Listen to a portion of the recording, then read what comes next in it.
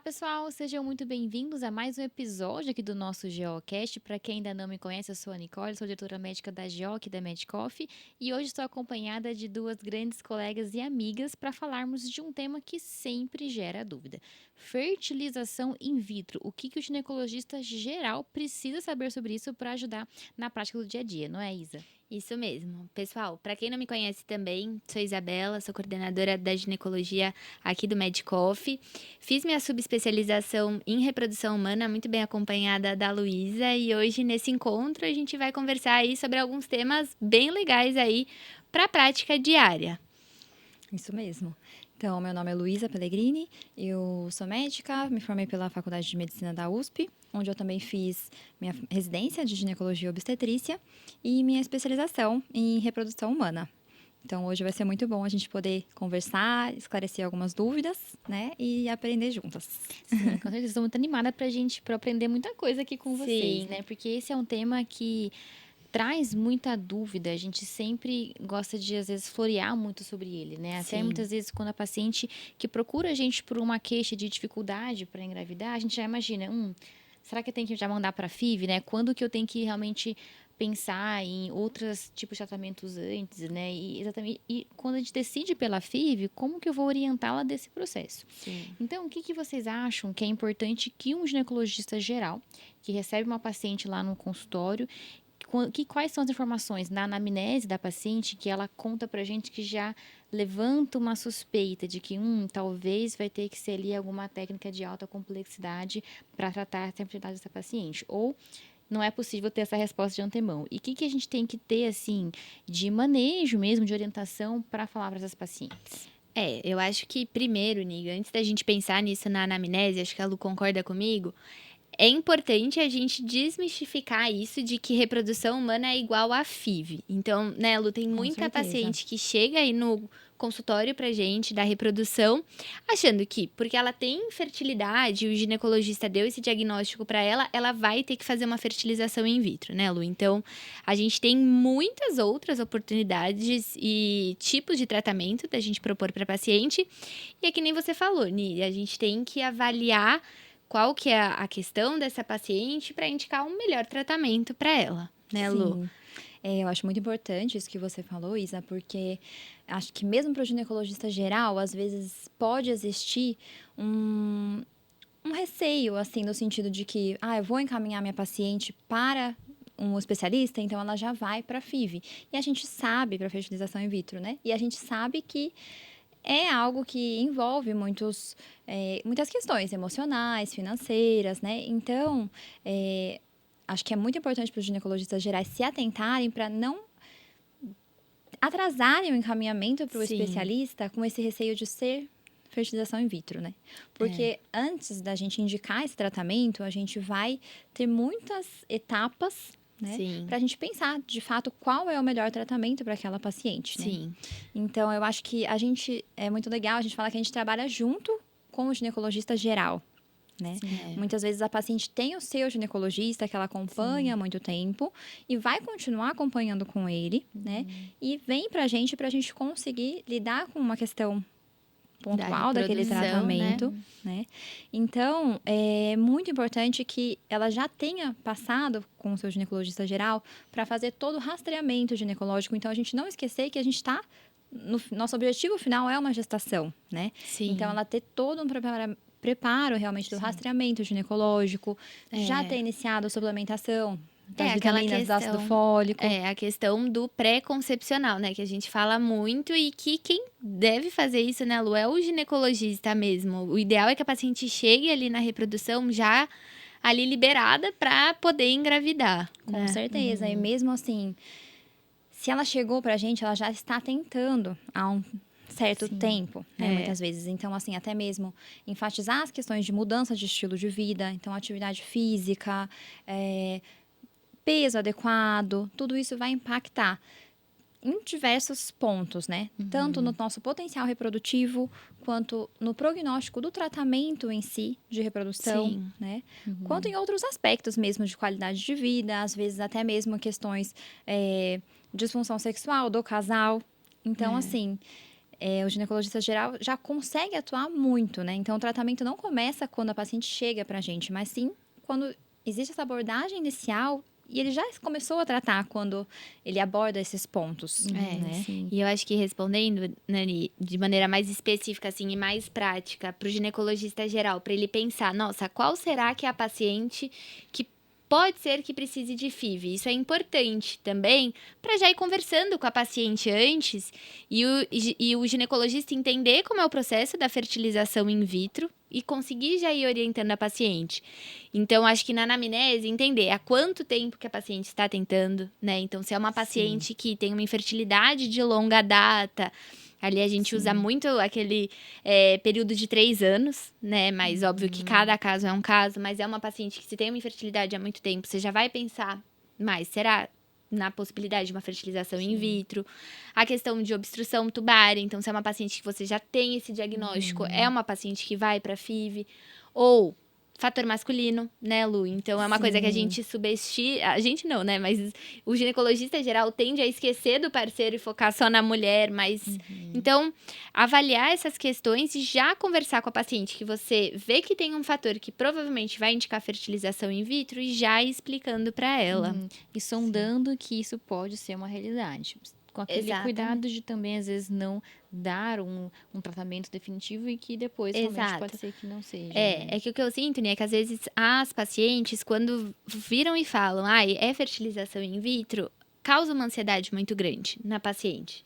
Então, hoje em dia, né, com rede social, ficou muito mais acessível a paciente acompanhar como que é o processo da fertilização in vitro e acompanhar as dificuldades do tratamento da fertilização in vitro, né? Então, recentemente, a Mariana Rios abordou isso de maneira muito boa, mas muitas pacientes, quando veem todas as dificuldades que ela passou e descobrem que vão ter que fazer uma fertilização in vitro, já ficam super ansiosas com isso. Então, Isso é muito interessante, Isa, porque até você comentou e a Lu comentou mais cedo de que a gente tem que ter um preparo emocional das pacientes para a FIV, né? E como que é esse preparo emocional? Um preparo de exames, né? A gente vai seguir ali a nossa rotina, preparo clínico também, imagino, mas essa questão de lidar com expectativas, né, da paciente, como que isso é para vocês no dia a dia de vocês, assim? Então, eu acho que um ponto muito interessante já é isso, né? O ginecologista geral, porque muitas vezes eu acho que fica ali no imaginário. Eu não tô conseguindo engravidar, eu vou procurar um especialista. Mas quem é essa pessoa? Às vezes as pacientes não têm nem o conhecimento que, vamos dizer, é o ginecologista que se especializou Sim. nessa parte. Então, numa consulta, eu acho que é muito legal comentar sobre isso, porque isso dá um nome, dá um norte para a paciente. Então, se realmente eu continuar nessa situação, eu tenho quem procurar. Eu tenho pessoas que estudam exatamente isso, que sabem o caminho. Então, isso já é um acolhimento e já é uma redução de ansiedade, de saber que existe um caminho claro, né, a seguir. sim. E também eu acho que é muito importante o acompanhamento psicológico. Porque muitas vezes, por medo mesmo, de desconhecimento do tratamento, só ficar essa questão de, nossa, é um processo muito complexo, que às vezes não é tudo isso que a pessoa imagina e esse peso que a pessoa carrega, né? Ela deixa de procurar. Sim. E até, vamos dizer, ter coragem de procurar, já se passaram alguns meses, anos que Anos, né? podem tornar, sim, o tratamento mais Difícil, né? Difícil. E com resultado pior do que se ela tivesse ido ali de maneira mais rápida procurar esse atendimento. Isso, então é fundamental que a gente passe esse conhecimento para ela de que existe a especialidade e de que ela vai procurar para se informar sobre seu estado atual e sobre as possibilidades de tratamento. Né? E não deixar de procurar porque já tem receio de que vai fazer uma fertilização in vitro, por exemplo. E eu acho, Nick, que nesse preparo emocional, uma coisa que o ginecologista geral seria muito legal ele já ir abordando com as pacientes, é que se tem a falsa noção de que FIV ou qualquer tratamento de reprodução humana, mas principalmente a FIV, é garantia de gestação.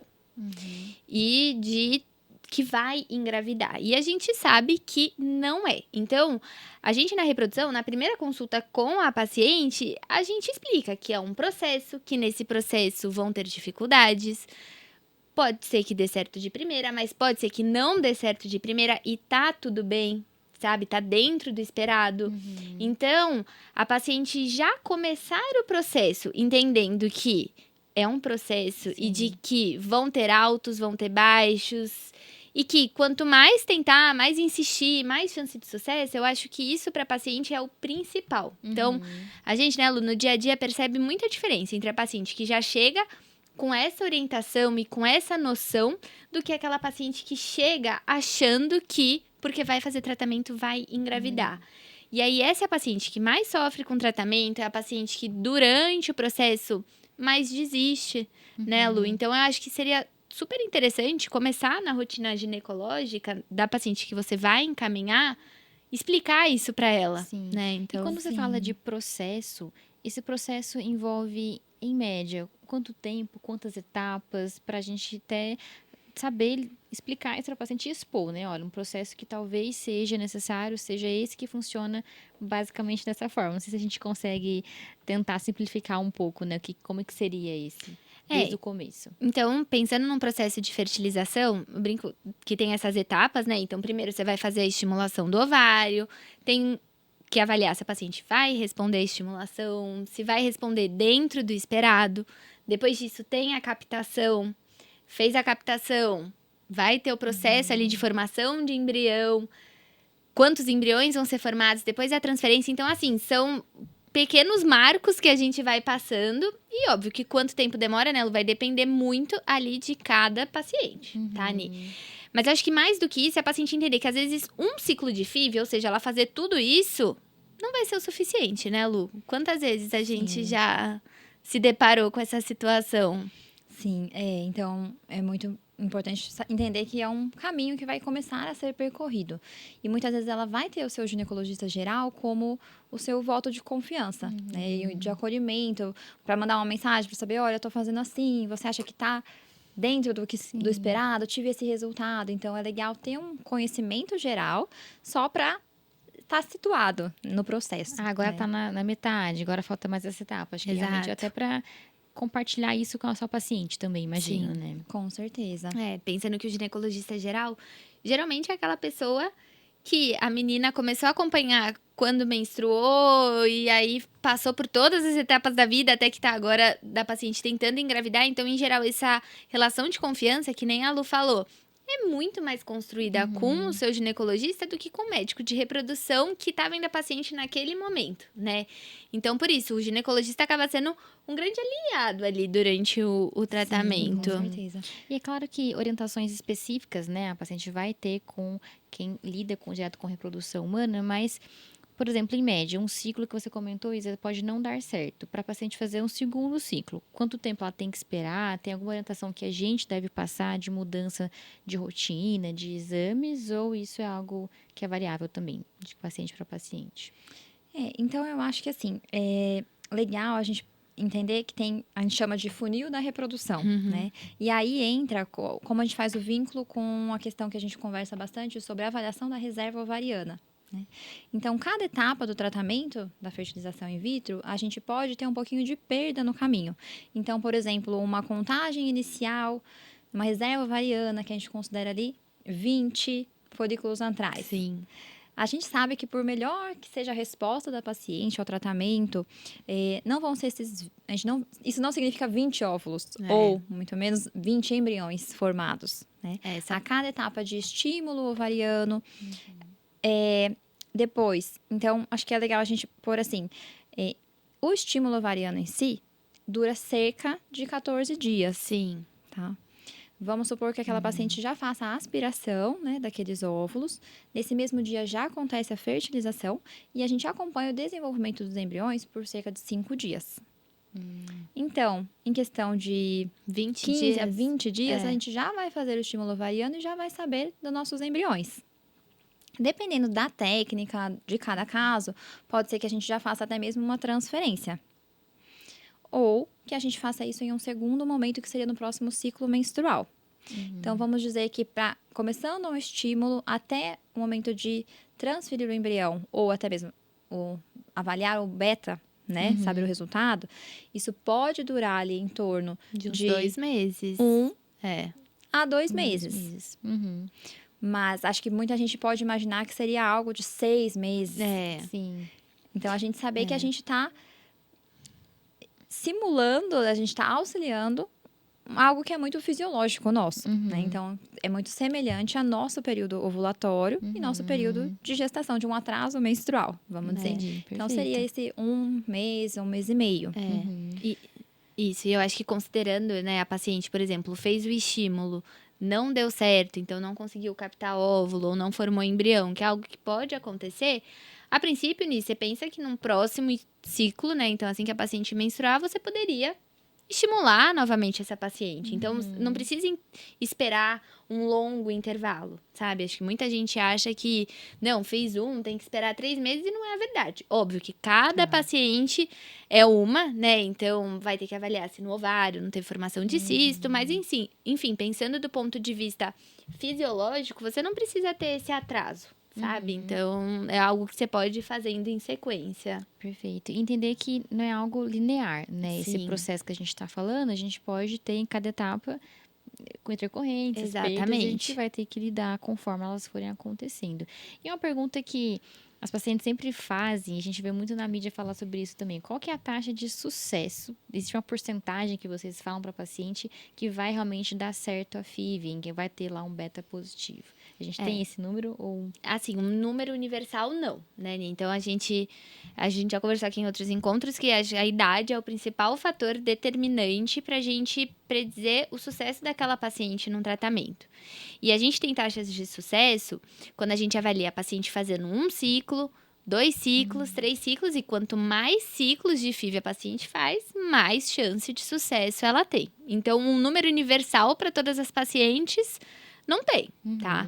Mas o que a gente sabe é que com a idade vai caindo. Então, uma paciente ali com seus menos de 35 anos, a gente tá falando, né, Lu, num primeiro ciclo, 50%, 55%. Uma paciente já com mais de 40 anos, 42 anos, a gente tá falando de 5%. Então, é bem variável isso mesmo. O principal fator realmente é a idade da paciente. Exatamente. E a gente vai explicando isso para ela também. Eu acho que é isso, Ni. Como a gente sabe, fica a mensagem, né? Não demorar para encaminhar, né, Lu? Sim, com certeza, que isso altera bastante o prognóstico. E claro que a taxa de sucesso vai depender muito de cada caso. Então, se tem fator masculino envolvido também, por exemplo. Então, a primeira consulta na especialidade é uma consulta muito extensa, em que a gente é um pouco densa, né? Que a gente fala muitas informações e a gente põe bastante essas chances, essas taxas de sucesso, né? Expõe tudo isso para a paciente. Então, porque realmente alinhar as expectativas é algo extremamente importante para a gente correr tranquilamente no tratamento, né? Então, por exemplo, se a gente fala que para um casal a taxa de sucesso esperada é cerca de 50%. O casal fala, nossa, mas então só metade? Só 50%? Mas se a gente avaliar que um casal, por exemplo, está tentando há 3 anos em casa, até mesmo se não tiver um fator muito grave, assim, muito importante, né? Às vezes até uma infertilidade sem causa aparente. A chance que eles têm a cada ciclo em casa seria algo em torno de 5%. Então, 50%, a gente ainda não conseguiu chegar no 100%. Mas isso multiplica muito a chance. Então, é um resultado muito bom. Né? E sim, essa taxa de sucesso, ela pode aumentar com a taxa cumulativa, né, de ciclos. Ao longo dos ciclos, né? Sim, pode ser sim que a gente já tenha sucesso no primeiro ciclo e sempre é nosso É o que a gente objetivo, espera, né? O que né? a gente mais gosta. Mas é também muito importante a gente normalizar que muitas vezes mais de um ciclo vai ser necessário para atingir esse objetivo. Perfeito. E quando a gente fala assim, durante a realização de um ciclo, ou muitas vezes se o primeiro não dá certo, entre ciclos, o ginecologista geral, ele tem que fazer algum cuidado especial de retorno para essa paciente, porque muitas vezes assim, a paciente está acompanhando com a reprodução humana, né? E agora, quando que eu devo vê-la novamente? Quando o beta vir positivo ou ao longo desse processo? Eu tenho que ter algum cuidado especial de exames, avaliação periódica, fora aquele contato, claro, né, de empatia, de espaço para paciente? Ou... Eu acho que uma coisa que não pode esquecer é a rotina ginecológica dessa paciente. Perfeito. Então, assim, quando a gente fala, por exemplo, rastreamento de câncer de colo, fundamental. Principalmente você pensando numa paciente que provavelmente vai estar gestante ali a gente espera que pouco tempo. Se é uma paciente ali com mais de 40 anos, avaliar ali rastreamento de câncer de mama. Então, é importante manter essa rotina que muitas vezes é o que você falou, Ni. O ginecologista pensa, está sendo acompanhado pela reprodução. Óbvio que o ideal é o médico da reprodução também, né? A gente também estar atento a essa rotina, mas muitas vezes o nosso contato com a paciente vai ser muito mais focado ali no tratamento, né? Sim. Então, não esquecer da rotina Mais essa ginecológica da parte mesmo. paciente. Perfeito. Da parte, assim, endocrinológica, algo específico, ou é mais realmente o básico mesmo? Acredito que mais básico mesmo, porque se tiver algo mais específico, por exemplo, de fatores ovulatórios e tudo isso, a gente vai estar acompanhando, né? Questão de função tireoidiana, a gente também faz avaliação periódica, porque a gente sabe a influência que a questão pode ter, né, na fertilidade. Mas sim, se atentar bastante à questão da faixa etária, né? A gente acaba lidando com pacientes muitas vezes acima dos 35 anos e também um grande número de pacientes acima dos 40 anos. Então, a gente se atentar ainda mais às questões de rastreamento mesmo, né? A gente lida muitas vezes com questões, por exemplo, de achados de alterações da mama, Sim. alterações do colo do útero, que a gente vai interromper nosso tratamento, sim, pela questão prioritária de saúde, né? Sim. Então, Da paciente. E Exatamente. garantindo que ela tenha esse retorno também com a gente, né? Assim, Exatamente. Esse segmento de que tá olhando para a paciente como um Sim, todo. O exatamente. que vocês diriam ser um ou dois conceitos fundamentais de reprodução para ajudar a gente nessa prática do dia a dia, assim, de, por exemplo, eu tenho que ter uma noção geral, claro, de fisiologia do ciclo menstrual, mas não só pensando em reprodução, né? Pensando em entender as queixas ginecológicas mesmo como um todo, mas algum outro conceito, às vezes, de etapas de processo, ou do tempo que a paciente vai gastar em algum tipo de tratamento específico, ou de quantas opções, ou por quanto tempo a gente tenta tratamentos de baixa complexidade até chegar em uma FIV, né? Existe uma fórmula mágica para a gente ter mais ou menos em mente, ou a gente dá realmente noções personalizadas para cada paciente? Eu acho que essa questão de dar noções personalizadas, assim, cada paciente é Fundamental. única, exato, cada casal é único. Mas eu acho que pro ginecologista geral é super interessante, primeiro, ele entender que não é só FIV, né, isso principalmente, que nem a gente já conversou, e entender justamente isso, que é um processo, e que pode ser, em muitos casos, a gente começa não indicando FIV, porque a paciente não tinha critérios naquele momento para FIV, mas que durante o segmento pode ser que, por falha de tratamento, por escolha da paciente, passe para FIV. Então, o ginecologista entender que é um processo, né? E passar isso para a paciente, que nem a gente conversou, é fundamental aí. sim, acho que o primeiro passo realmente é encorajar o encaminhamento, né? Sim. Mas dentro das pacientes que a gente veja que tem a indicação de uma baixa complexidade, que seria uma inseminação intrauterina ou uma relação sexual programada, em que a gente faz a indução da ovulação e estipula o melhor momento, né, da relação e faz esse acompanhamento realmente confirmatório por ultrassom e muitas vezes exames. As recomendações internacionais são de 3 tentativas, né, de uma baixa complexidade para a gente entender que aquela paciente se beneficiaria de um processo de alta complexidade, que seria a fertilização in vitro. Tá? E algo que eu acho muito importante também para o ginecologista geral é que ainda existe um preconceito no casal, né, de que a infertilidade é da mulher. Sim. E isso é muito importante a gente reforçar que, dentre as causas de infertilidade, né, 30% vão ser fatores femininos exclusivos. Então, é menos da metade. E 30% vão ser masculinos exclusivos. E 30% pode ser uma combinação de fatores de ambos do casal. Então, muitas vezes a gente avalia pacientes que, por exemplo, precisam fazer uma esterossalpingografia. E às vezes não é um exame que consegue de forma tão fácil, tão acessível. E eu já vi pacientes 1 ano esperando pelo exame e falar, meu marido não quer fazer o espermograma. E quando a gente vai ver, depois desse 1, 2 anos de tentativa, a gente descobre que ele tinha uma azoospermia. Não tinha espermatozoide. Então, eu acho que cada vez mais a gente tem que enfatizar o papel do homem na fertilização. Sim. E pôr isso como principal exame, porque para o homem a gente vai fazer a avaliação pelo espermograma, que é um exame muito mais acessível, não exige uma preparação, né? Por exemplo, a esterossalpingografia tem que ter o momento certo do ciclo, tem que combinar uma série de fatores. O homem já é algo muito mais flexível. Então, se ele consegue fazer essa avaliação e a gente já vê que está tudo bem ou não, isso já muda completamente o nosso planejamento terapêutico e tudo a partir dali. E assim, né, Lu? E coloca também o homem dentro do casal. Porque a mulher acaba carregando uma culpa muito difícil e muito dolorosa. Sendo que é algo que é do casal. Sim. E eu acho que uma coisa importante, né, é o que a Lu falou, né? Incluir o homem e o ginecologista pode e deve solicitar o espermograma, né? Então, muitas vezes o ginecologista vai solicitar aquela investigação da mulher completa, até muitas vezes com exames que nem são necessários, e ele acha que não deve solicitar o espermograma, ou que não é da alçada dele solicitar o espermograma, e que nem a Lu disse muito bem, a infertilidade ela é do casal, então essa investigação é dos dois lados, né? Sim, isso é importante porque até isso pode fazer parte do preparo emocional que a gente comentou, né? Do casal, de que os dois vão estar ali envolvidos juntos e os dois cada um tem o seu papel. Sim, com certeza. E enfatizando também essa questão do homem, no sentido de que a gente vê que a infertilidade por fator masculino tem se tornado muito mais frequente hoje, principalmente, por exemplo, com questões de uso de hormônios exógenos, né, suplementação, de testosterona. A gente tem visto muitos homens jovens com um fator masculino importante, que já chegam com essa... Então, até mesmo numa consulta geral de aconselhamento ginecológico, se a paciente traz essa questão, eu tenho desejo de ter filhos...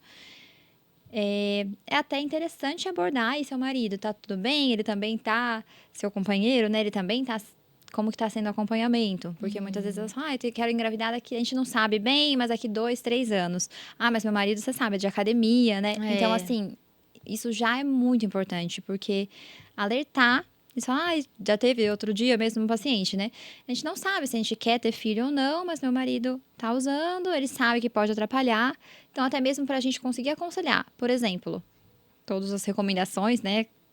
A favor, enfim, ou contra, mas até a gente atua nesse planejamento reprodutivo, né? Então, por exemplo, dar as opções. Se existe, por exemplo, possibilidade hoje em dia de congelamento de sêmen, congelamento de óvulos, então...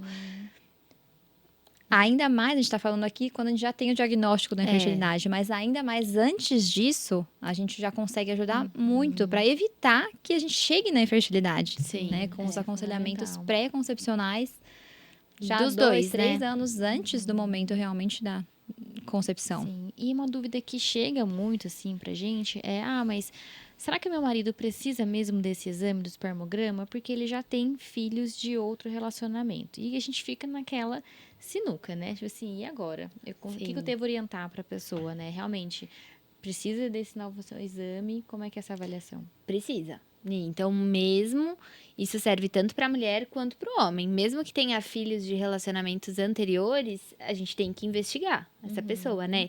Então, do ponto de vista do homem, perfeito. Pode ser que ele, com seus 20 anos, não tinha um espermograma normal, ou com uma alteração leve, conseguiu engravidar. E aí tem, por exemplo, uma varicocele, que foi progredindo e foi piorando ali o sêmen, e aí chega pra gente com uma concentração super baixa, uma alteração bem importante do sêmen. Então, isso é super interessante que você falou, Ni. Muita gente ali se isenta, né, e fala, não, já tenho filho, não precisa investigar. E não, precisa, né? Então, eu falo para os pacientes em toda a consulta, a infertilidade é do casal, é dos dois. Então, tanto na infertilidade secundária quanto na infertilidade primária, incluir os dois nessa investigação é fundamental desde o início. Sim, porque fatores que acontecem ao longo do tempo podem interferir tanto um quanto o outro. Exatamente. Né? Tanto o homem quanto a mulher. a mulher do casal. E a gente que está acostumado a lidar sempre com mulheres, né? A gente fica com dúvida de como pedir esse exame para os homens. É um exame de solicitação simples, assim. O receituário, solicito espermograma. Alguma outra detalhamento que a gente tem que fazer? A princípio, na investigação inicial, não. Óbvio que se vier alguma alteração no espermograma, aí a gente vai prosseguir. Pode ser solicitada uma fragmentação de DNA, outros exames de sangue, de ultrassom. Mas o exame inicial a princípio, um espermograma que tem muito disponível para ser feito, né? Então, não precisa de nenhum preparo muito especial. É um exame bem fácil de ser feito, né? Sim, acho que algo mais específico, assim, para se atentar, seria somente em relação ao tempo da última ejaculação para fazer o exame, né? Que o mais recomendado é cerca de 24 a 48 horas antes da coleta. Por exemplo, não pode ser mais de 7 dias de abstinência, isso pode alterar um pouquinho, né? Mas também quando ele for fazer o agendamento, ele vai receber as orientações específicas. Corretas para a realização do exame, Sim. né? Perfeito. E tá junto nos retornos da consulta para falar sobre os resultados de exames também, né? Exatamente. Importante até para definir os próximos passos. E se vocês fossem dar um conselho para quem está aí no dia a dia, na prática do consultório e recebe, isso tem ficado cada vez mais frequente, né? Esse interesse, isso é bom, esse interesse por planejamento reprodutivo, não só a parte de anticoncepção, de não querer engravidar, mas também de pensar, poxa, será quando que eu tenho que começar a me preocupar para quando eu querer engravidar? Se fosse dar algum conselho para pessoas que estão ali nessa prática do consultório mesmo, lidando com pacientes que trazem essa demanda e as pacientes vêm com dúvidas de FIV, até trazendo um pouco da experiência de cada uma de vocês aqui, né, nos seus consultórios, de quais são as dúvidas mais comuns que as pacientes trazem para vocês e que vocês acham que é bom a gente já dar uma orientação geral sobre isso. Vocês conseguem? Eu vou bater de novo no martelo do é um processo e já explicar para paciente que cada uma tem o seu tempo. Cada uma tem o seu tempo e que pode ser necessário mais de uma tentativa e está tudo bem. E eu bato muito nessa tecla, né? Porque realmente é uma coisa que a gente vê no dia a dia da reprodução, que isso, ao meu ver, é a principal causa de sofrimento, assim, emocional na paciente, sabe? Então, eu acho que pro ginecologista geral, ele ter isso em mente e passar isso para paciente é fundamental. E que nem a Lu comentou no começo, né? Não demorar no encaminhamento, não ter medo de encaminhar, não significa que vai ser FIV. Eu acho que isso é muito importante. Eu acho que hoje em dia tem se tornado cada vez mais frequente a gente conversar sobre reserva ovariana. Isso é um ponto fundamental que, de forma alguma, eu acredito que o congelamento de óvulos deva ser algo que às vezes acaba sendo imposto como se fosse uma obrigação. Então, de forma alguma, isso é uma obrigação, mas eu acho que é muito benéfico para cada uma de nós, mulheres, né, a partir, vamos dizer, dos 30 anos, fazer uma avaliação, sim, da sua reserva ovariana, né, entendendo que cada mulher tem um contexto, né? Então, muitas vezes, questões de saúde, como doenças autoimunes, uma mulher que teve sua mãe, que teve uma insuficiência ovariana prematura, precisa se atentar mais em relação ao seu planejamento reprodutivo. Então, nós não somos todas iguais, né? A gente tem a idade reprodutiva ideal, mas algumas mulheres, sim, podem se beneficiar muito dessa avaliação e um planejamento com 30 anos, né? De, às vezes, já ter algum fator muito importante, a gente vê, já tem um histórico de infertilidade na família, ou mesmo, né, como a gente comentou, de insuficiência ovariana prematura, então que se beneficiaria bastante, né? Que às vezes elas chegam com 34, você fala, é jovem, mas que às vezes já tá com um prognóstico bastante reservado. Por conta de antecedentes, né? Sim. Pessoais, Sim. familiares. Ao mesmo tempo que outras pacientes com 36 anos, a gente vai falar, tá tudo bem, fica tranquila, a gente tem o seu planejamento ok, né? Vamos ficar de olho, acompanhando, mas tá tudo bem, não tem essa necessidade, essa urgência nesse momento. Então, eu acho que é dar a oportunidade das mulheres se conhecerem mais e, a partir de informações concretas, individuais, a gente tomar a melhor decisão nesse sentido. E falar sobre isso, né, Lu, na consulta. Acho que a gente conversou isso no outro episódio bastante, mas falar sobre o planejamento reprodutivo virar uma rotina, né, na prática. Sim. E outra questão, eu acho que a gente vai no embalo das mudanças da sociedade, também que às vezes a gente até se enxerga um pouco mais nova do que a nossa idade biológica, né? Que a gente vê que muitas mulheres, às vezes, com 38, 39 anos, falam, eu ainda não sei se eu quero engravidar, talvez daqui uns 2, 3 anos eu pense nisso. Então, acho que é um papel fundamental do ginecologista geral também orientar, quando a mulher está chegando mais próximo dos 35, das questões, né, da progressão, da dificuldade de engravidar, do aumento da taxa de abortamento, do aumento da taxa de aneuploidias.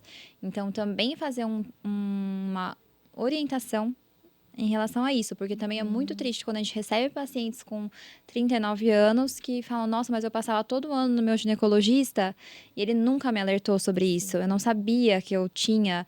E é nossa obrigação também informar, né? Então, eu acho que fica essa ênfase do a gente conversar sobre isso. Né?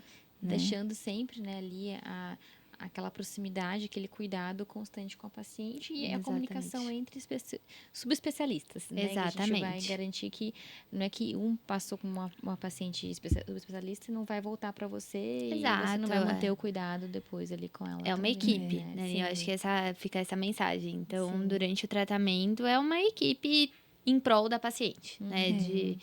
Do objetivo dessa paciente no final e de acompanhar ela e fazer com que a experiência seja o melhor possível, né? Desde o começo até o fim. Perfeito. Então, a dica que vocês até já comentaram aqui, mas que eu acho legal a gente reforçar, é que a gente costuma, na nossa anamnese, falar muito sobre contracepção. Então, a gente lembrar de incluir também nessa contracepção, então, quando e quantos filhos você planeja ter, né? E aí, a gente pôr ali um adendozinho do parceiro, se ela já tiver, enfim, também como tá a saúde, se ele tá fazendo um acompanhamento, também pensar nesse planejamento reprodutivo do casal. Realmente, né?